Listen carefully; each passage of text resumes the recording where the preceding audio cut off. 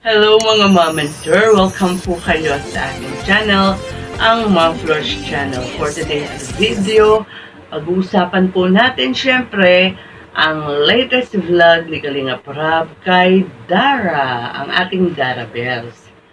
Although in-expect ko na po na talagang one of these days ay si Kalinga Prab ay magbablog kay Dara. Kasi isa sa mga live niya na napanood ko, sinabi niya na bibisitahin niya nga raw si Dara dahil matagal-tagal na nga raw siyang hindi nakakapunta kay Dara. Ang tanda ko yung last po na pagbisita ni Kalinga Prab kay Dara is nung bago sila mag-Baguio, no? Tapos kailan pa yun? Tapos ngayon lang na ulit. Ano pa yun eh? November pa, no? Tapos eto na nga, no? Siguro nakunan yan, matapos-tapos na yung January o baka last week ng January. So, mga Kadara Bells, medyo malungkot lang ang pagbisita ni Kalinga Prab kay Dara kasi nga nalaman natin na ito pala si Dara ay may health issue, di ba? Tungkol nga ito sa PCOS, no? Polycystic Ovary Syndrome. So, ito yung sakit ng mga babae na may kinalaman sa parang sa hormone. So, nakita natin na malungkot nga si Rab nung nalaman yan and sinabi nga niya, ba't hindi ka nagsasabi? Kasi, hindi ko lang na-screenshot hindi ko lang maalala kung saan sa mga vlog ko kay Dara ang may nag-comment, nabasahan ko ng comment na sinasabi na, ba't kaya hindi pa tignan si Dara? Baka naman may sakit kasi biglaan ng kanyang pagtaba. Sana i-screenshot ko yun para maipakita ko dito. Kaya lang, hindi ko na makita, So, ayan na nga po, tama yung sinasabi nung isang nag-comment, mayroon ngang PCOS si Dara. Pero, kung maagapan naman yan, nothing to worry naman kasi, may mga PCOS na nakukuha naman sa healthy lifestyle, 'di ba? Proper diet. Kailangan lang talaga yung mga masustansya, iwas mga soft drinks, mga junk foods, 'di ba? Yung artificial na mga juice, mamantika, yung mga tawag dito, yung mga burger, hotdog, yun ang mga bawal diyan no? So, ano ba yan? Ayan, kung makikita nyo po dyan sa picture, ayan yung itsura ng mayroong PCOS. At dun sa kabila po yung normal, na ovary. So, sa tingin ko naman kay Dara, and hoping naman talaga tayo na hindi naman ganun kalala. Kasi parang, sabi niya, nabanggit niya kay Kalinga Prab na regular naman daw ang kanyang menstruation.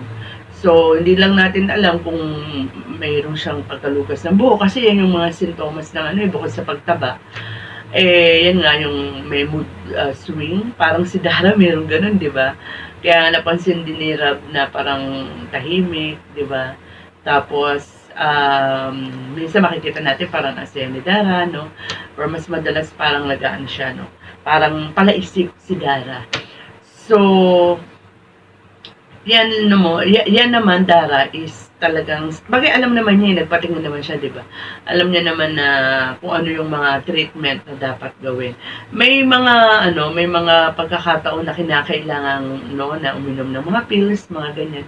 Anyway, nagpapa-check up naman si Dara and sana we're hoping na maging okay yung treatment. At saka doon sa pagda-diet, para nakikita naman natin na nag-i-start na, nagsisimula na mag-diet si Dara kasi nabanggit ko nga, nagkwento ko nga sa last vlog natin kay Dara na nung umorder siya ng kanyang food kasama niya si Carla ay vegetables yung nakita kong na-order niya. So anyway, hindi yan mahihirapan si Dara kasi 'di ba na napanood natin doon sa mga unang araw na nabablog siya ni Kalinga Prab, hindi pa napapagawa yung bahay nila, pag nadadatnan sila ni Rab na nagluluto at tinatanong ni Rab kung ano yung niluluto niya, ang madalas niya niluluto ay gulay, malunggay, di ba? Pumipitas lang siya doon sa tanim sa paligid nila. And so hindi mahihirapan. Yung mga ibang kabataan siguro na magkakaroon ng PCOS, medyo mahihirapan lalo na kung sanay sa mga mga chichirya, di ba, sa mga fast food, hindi kumakain ng gulay. Pero si Dara, palakain naman niya ng gulay. So, iiwasan na lang niya talaga yung mga junk food. Katulad ng mga sinabi kong kanina, na mga pagkain, mga ganun, no? Nakikita naman natin na si Dara, kahit papaano, hindi na kasing taba. Nung natatandaan niyo yung Kalingap Ball, talagang Kalingap Ball, nakita natin na si Dara ang taba nun. At saka nung nagpunta sila sa Baguio, ayan, dyan natin nakikita na talaga ang taba ni Dara, no? Pati nung dibu ni Pau, dyan natin nakikita yung unti-unti niyang pagtaba. Pero ngayon, hindi man siya ganun kapayat o bumalik na sa dating figure niya. Kahit pa paano nakikita ko na medyo hindi na kasing taba nga nung mga nabanggit kong mga event, no, nung mga araw na binanggit ko. So, sana tuloy-tuloy mo lang yan, Dara, yung diet at saka yung exercise. Ayan, jogging, sayaw-sayaw. So, magagaling ka at mababalik sa dati yung katawan mo. Huwag ka madidepress kahit na sinasabihan ka ng mabasher na ang taba mo, tapos yung mini-message pa raw siya, di ba? Grabe naman nila. No? So, huwag mo silang pansinin kasi, kung mataba, basta maganda ka.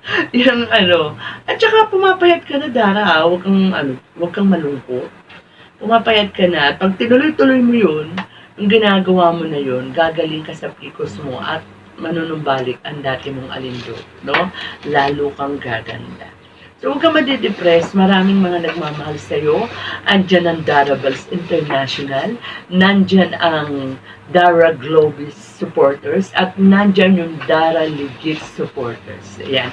Bukod pa syempre sa K-Boys at sa iyong Kuya Rab, no? To si Dara, isa sa mga nagustuhan ko sa kanya, yung napakamaalalahanin niya sa K-Boys, lalo na kay Rab. Kahit na nung bahay kubo pa lang yung kanyang tinitirhan, nung walang-wala pa talaga sila, pag pupunta sila Rab, talagang mag-o-offer siya kahit tubig. Basta meron siyang mapainom. Siguro alam niya na ang layo-layo nga naman ang pinanggalingan nila Rab. Naglalakad kahit tubig. Tapos nung mga panahon na nabibigyan na siya ng grocery ni Rab, meron na siyang kape. Ang ino-offer niya na kay Kalingap Rab, tsaka sa mga K-Boys, kape with matching pa yan, kahit nagagaling niya sa eskwelahan, pa yan, lalabas pa yan, pupunta ng bakery, bibilihan ng tinapay sila Rab, no?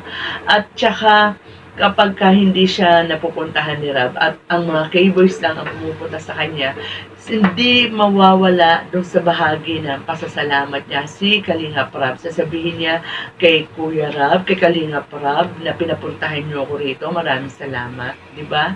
At saka, kung natatandaan ninyo, nung birthday niya, nung tinanong ng host, no, ni Sir Alvin, kasi Sir Alvin yung nag-host ng birthday niya, kung ano yung wish niya, di ba, bago niya i-blow yung cake. Sabi niya, wala naman siyang masyadong wish, basta maging safe ang family niya at ang matubang family, di ba? So, ganon kalaki ang respeto, ganon ka-concern, kamahal ni Dara ang matubang. So, tumatanong talaga siya ng utang na loob, no? So, kaya si Rab, kahit sabihin natin na wala nang love team si Dara, hindi man siyang makapunta, pinapupuntahan niya to sa K-Boys, di ba? And, at lagi niyang nababanggit na si Dara, no, sa life niya. So, on the lighter side nga po pala, tinanong ni Kalingap Rab si Dara, nabuksan kasi yung tungkol sa love team eh. Okay lang daw ba na kung si Lolo yung kanyang magiging ka-love team? Natawa po ako doon sa expression ni Dara. Parang iba yung expression niya, Dara. Ayaw mo kay Lolo. So, ayaw niya kay Lolo. Nakikita ko sa expression ni Dara. Natawa rin nga si Kalingap Rab eh. And sabi ni Kalingap Rab, sino na lang wala na raw love team? Marami pa dyan, Kalingap Rab. Si Mikoy, try mo. Madaming sumusuporta dyan. Yung naman sinasabi, yung pinapartner naman nila kay Mikoy, si Queen. Oo, maganda nga. Pareho silang mistiso. Pero ang laki ng agwat. 13 years old lang si Queen. Si Mikoy, si Mix, line of 3 kasing tanda raw ni Jomar eh. 31 na si Jomar. Di 31 na yan. Sabi nga ni Mix nung live niya, isa sa mga live niya, kasi nga may mga nagko-comment na si Queen daw, bagay sila. Sabi tuloy ni Mikoy, yung pinapartner nyo naman sa akin, mukhang pag nagkita kami, iaabot ko yung kamay ko para magmano siya sa akin. So, ultimo si Mix, talagang hindi niya hindi okay sa kanya, hindi approve sa kanya kung ipapartner siya kay Queen, no? Kay Dara nga lang, ang laki na ng tanda, 17 di ba? Pero at least, medyo malapit-lapit naman kasi sa 13 years old, di ba? Or, kaya naman, sabi ni Kalinga Prab, wala na raw may partner. Why not mag-scout naman kayo ng mga lalaki na nangangailangan ng tulong? Madami rin kaya na mga lalaki na nag-aaral na gustong makatapos ng pag-aaral, di ba? Para kung meron mang disturbing na kailangang i-partner o i-love team o i-promote, meron kayong makukuha kung wala na sa K-Boys, di ba? So, huwag natin ipilit sa K-Boys kung wala. Mag-scout naman si Edwin at si Edward, di ba? So, ayun lang naman po yung sa akin. Hindi naman po sa nag-intermitida ako. So, ayan, mga kalingap, mga kadarabels, hanggang dito na lang po muna yung kwentuhan natin. Huwag niyo pong kalimutan i-like yung aking reaction video ko kung nagustuhan nyo. At saka, syempre, lagi po natin susuportahan Kuya Val Santos Matubang, Ate Edna Vlogs, Kalinga Prab, at lahat po ng mga charity vloggers na totoong lumilingap sa mga kababayan natin Pilipinap. Ingat po tayong lahat. Ay inspirasyon sa lahat ng henerasyon. Ituloy mo lang, Kuya Val.